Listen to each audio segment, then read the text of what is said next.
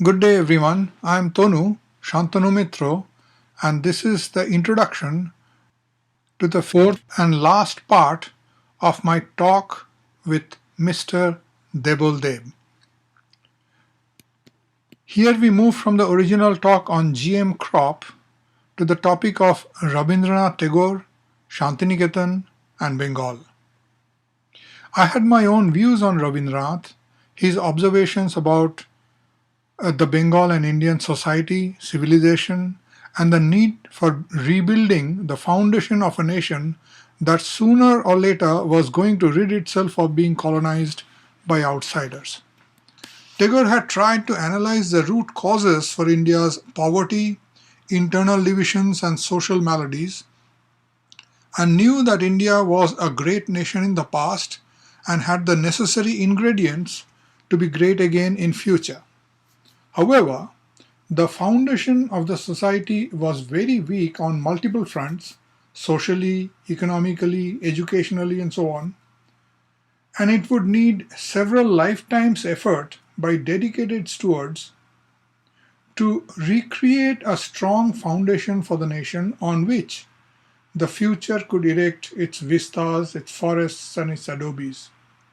Sriniketan was supposed to be the epicenter of his nation building effort. I also knew that in the last decade or two of his long life, he was frustrated at the slow progress and lamented that his work did not amount to much.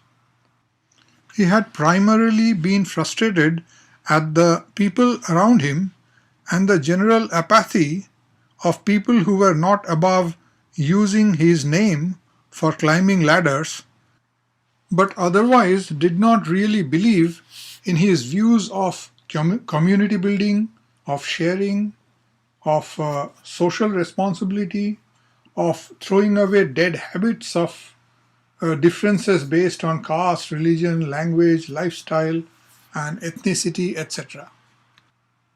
But I needed to speak with someone who could educate me on the current situation on these very topics that had so energized Tagore and had so frustrated him decades later. How was Bengal and India doing at the grassroots level, agronomically, socially, ecologically, and how did it compare with Tagore's own observations during his lifetime? I had a broad idea of how it was in India from links with so many grassroots people, but sadly and paradoxically, I did not have a good grasp on the situation in Bengal, despite having so many friends, relatives, and acquaintances from there. And so I needed to speak with someone who could fill me in on Bengal. I did not need an academic pundit that resided in an ivory tower, lived the soft life and a soft and cushy life, and gave lectures and wrote fancy articles and books. I needed a multifaceted person who would dirty his hands in the soil, who would work with farmers and tribals and marginal people in experimenting with improved yet ecologically sustainable farming, who would work towards preservation of unique flora and fauna and nature and ethnic tribes and their culture and research on them, seek ways to let them survive without being contaminated by mainstream Indian or Bengali culture.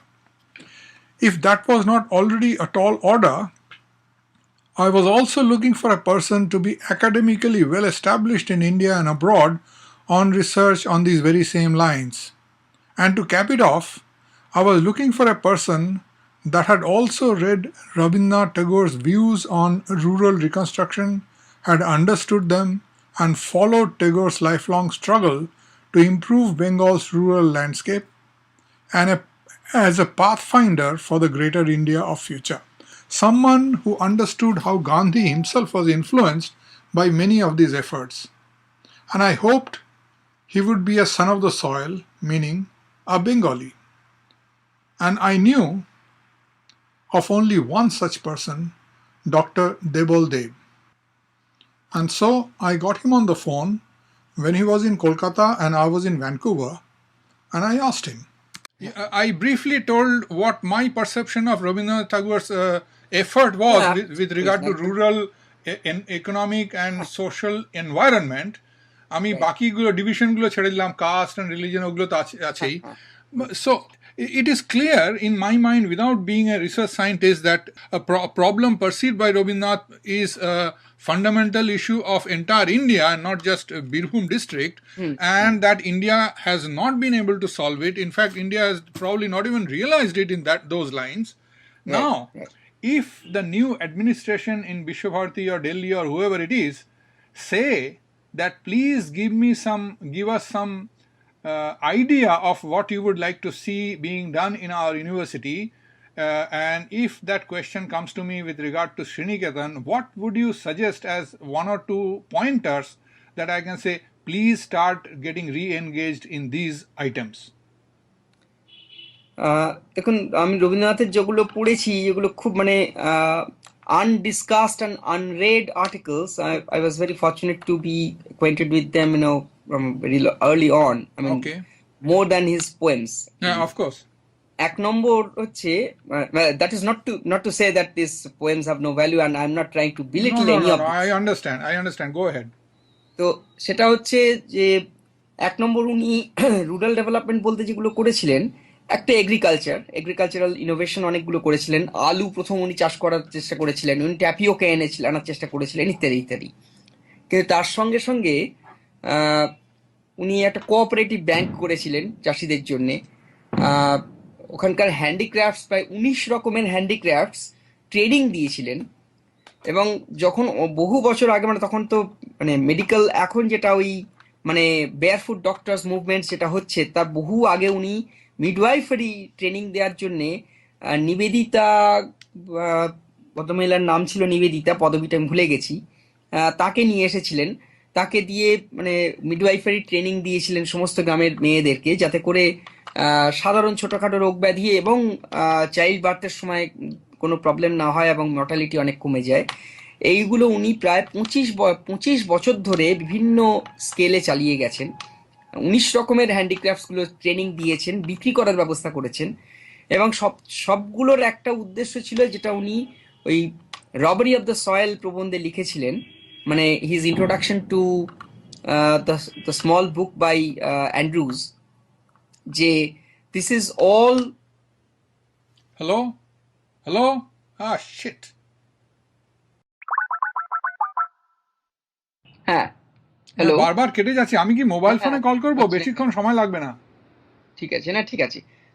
আমি last যেটা repeat করছি, মানে he realized that the rural communitarian ethos in the Indian villages, which were the life thread of the entire society, was being disintegrated. Right. হ্যাঁ, মানে the rural communitarian ethos. I mean, this is the point that I have repeatedly, I realized my own way, when I started working in these rural communities, especially in Bengal.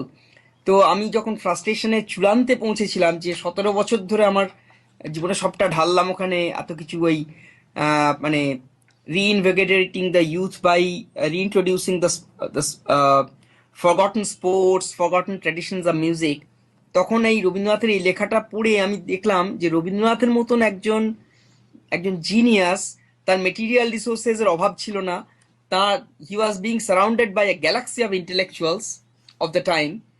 কিন্তু তারপরেও উনি নিজে at the end of his life উনি আফসোস করছেন যে এটার কিছু করা গেল না। তাহলে হু অ্যাম আই? আমার তো কোনো ক্ষমতাই নেই এটা রিভাইভ করার। এবং রবীন্দ্রনাথ যেটা দেখেছেন, এটা ইন 1930s, মানে আর্লি 1930 দেখে গেছেন, এটা লিখে গেছেন যে আর কিছু করা যাচ্ছে না, রেস্টোর করা যাচ্ছে না।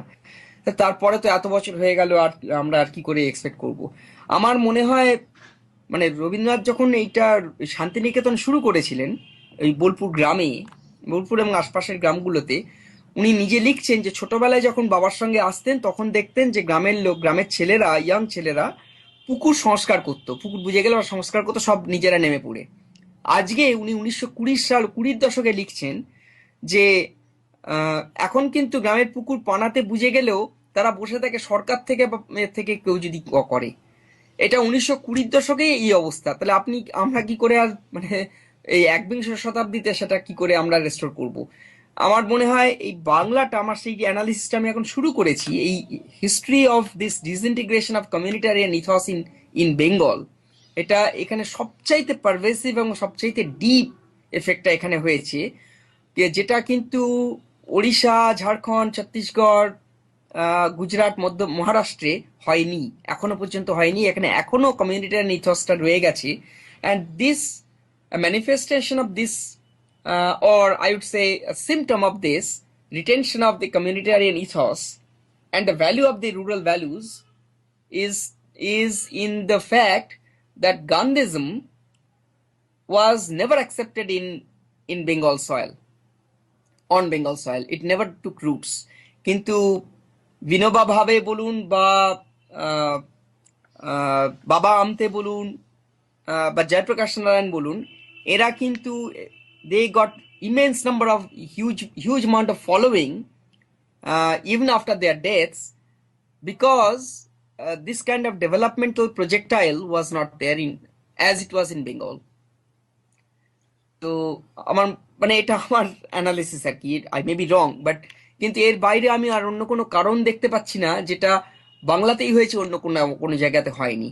কারণ Bangla industrialisation is not the only reason, কারণ industrialisation has taken place in Gujarat and Maharashtra more than in Bengal, কিন্তু সেখানেও কিন্তু আমরা এই কমিউনিটারিয়ান ইথসটা টোটাল ডিসইন্টিগ্রেশন দেখছি না।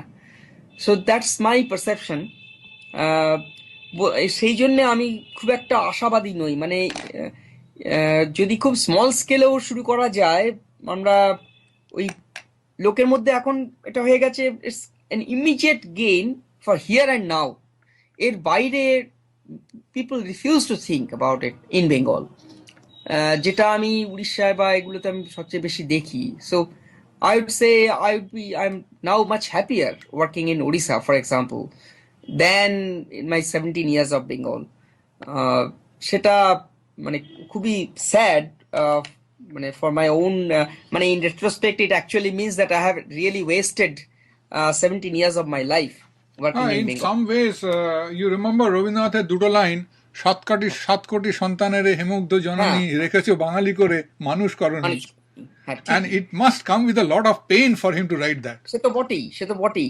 এবং আমি যদি বলি বাঙালি, হোয়াট ইজ বাঙালিত্ব, এটাও তো একটা ব্যাপার। হোয়াট এক্স্যাক্টলি কনস্টিটিউটস বাঙালিত্ব?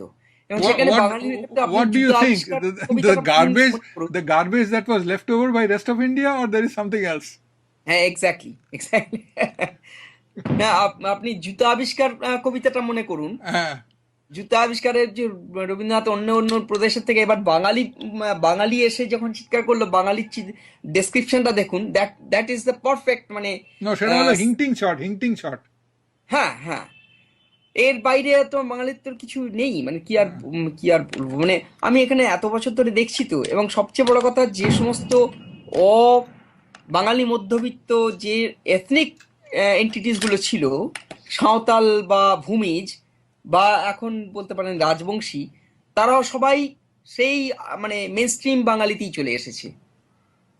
এবং তাদের মধ্যেও সেই মিথ্যে কথা বলা, কুৎসা রটনা, পরশ্রীকাতরতা, ঈর্ষা, অন্যকে উঠতে না দেওয়া, নিজের এটা যে কোনো উপায় নিজের নাক কেটে পরের যাত্রা ভঙ্গ, এই যে স্পাইটফুলনেস, এই জিনিসগুলো কিন্তু এখন ওদের মধ্যে ভীষণভাবে এসে গেছে।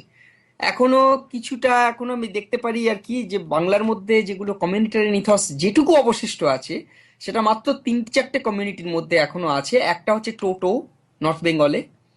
দ্বিতীয় হচ্ছে পুরুলিয়ার ওই যে যাদের নিয়ে মহাশ্বেতা দেবী অনেকদিন ধরে কাজ করে গেছেন, লোধা সবর। আর লোধা সবর।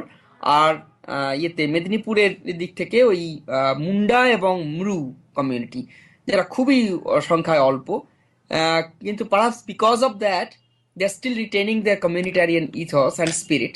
আমি বলছি না that their society is an idealistic society and idyllic condition, কিন্তু the communitarian spirit is so strong that once the community decides that this is not to be destroyed, they don't touch a leaf of a tree.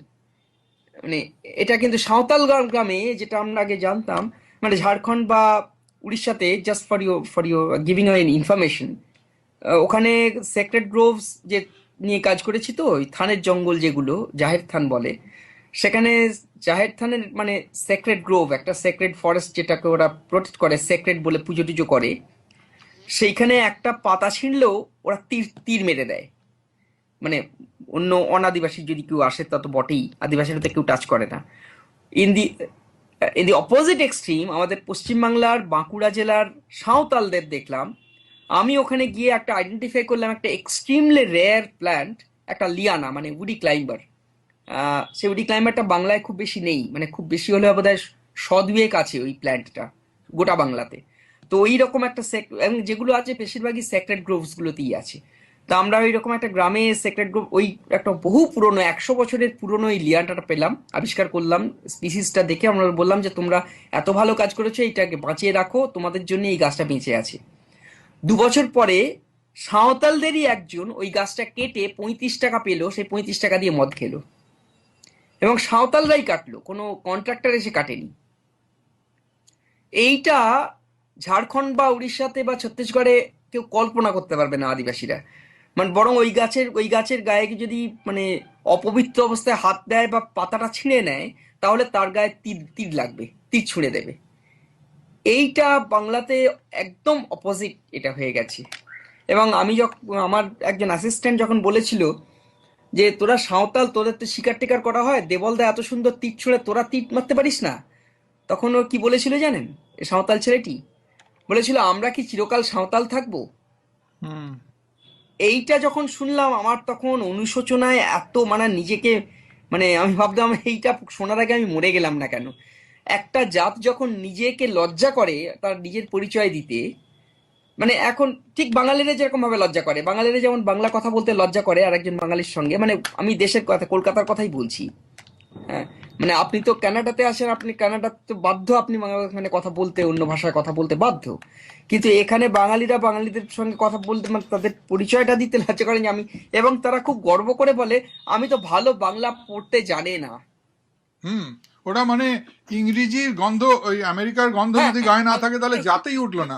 Hindi. তো এইটা বাঙালিদের মধ্যে এসে গেছে, ঠিক তেমনি সাঁওতালরাও বলে যাচ্ছে আমরা কি চিরকাল সাঁওতাল থাকবো?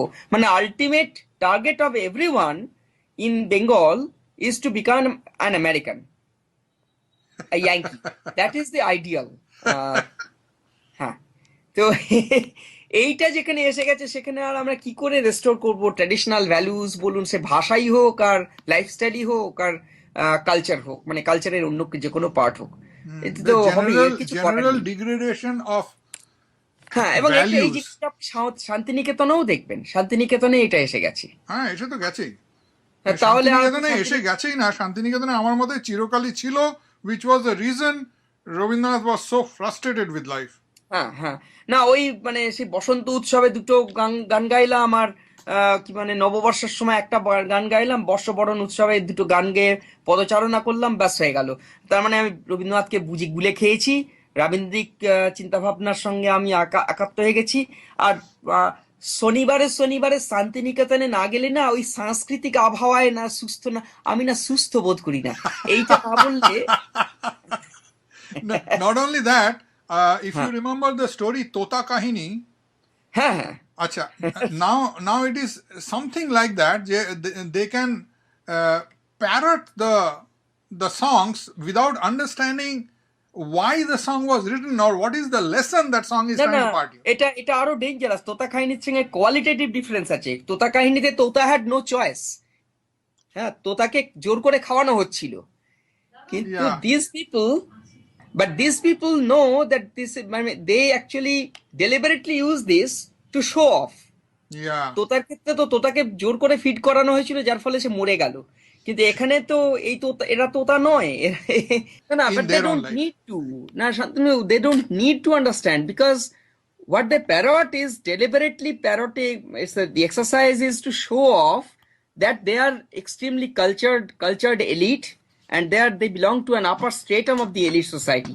This is uh, I would say a tool of showing off to the world that they are a superior intellectual. That is their tool. They don't need to understand it. That যদি সেটা understanding করতো তাহলে তো এই showing অফের দরকারই ছিল না। এটা তো একটা hubris, it's a kind of hubris. আমি শান্তিনিকেতনে থাকি এবং রবীন্দ্রনাথের গান গাই। ওই মোহরদির পাশের বাড়িটা আছে না, পাশের রাস্তাটা দিয়ে একটু গেলেই হবে। মানে আমি যে কণিকাকে মোহর বলতে পারছি, মোহরদি বলতে পারছি, তাহলে that shows how close I am to her. মানে এবং দ্যাটস শোর, মানে এখানে রবীন্দ্রসঙ্গীত তো আমি গুলেই খেয়েছি, তা না হলে আমি মোহরদি বলতে পারবো কেন? এবং তারপরে অমর্ত্য সেন যখন নোবেল পেলেন তখন বলতে আরম্ভ করলো, তো এই অমিতাদির বাড়ির পিছনের রাস্তাটা আছে না, সেটা দিয়ে একটু এগেলেই হবে। এখন যে ডিরেকশনটা দেবেন দেখবেন ওখান থেকে গেলে আপনার আরো 2 কিলোমিটার বেশি হাঁটতে হচ্ছে, কিন্তু ওই অমিতাদির বাড়িটা মেনশন করতে হবে তো, তা না হলে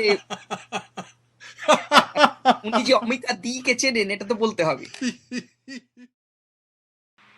And with that, we come to the end of our talks with Dr. Debal. I was hoping to get a few important pointers regarding Sriniketan, but got something that was more wide-ranging, penetrating, and also depressing instead. Santiniketan was created for a unique purpose, but it had to do with building the national character, starting with the Bengali people. So there was going to be no shortcut for Sriniketan. There was going to be no revival there without taking into account the Bengali society and the corruptive influence on everything it touches. And frankly, it was probably beyond Sriniketan's or Vishwavarti's capabilities to change the Bengali character.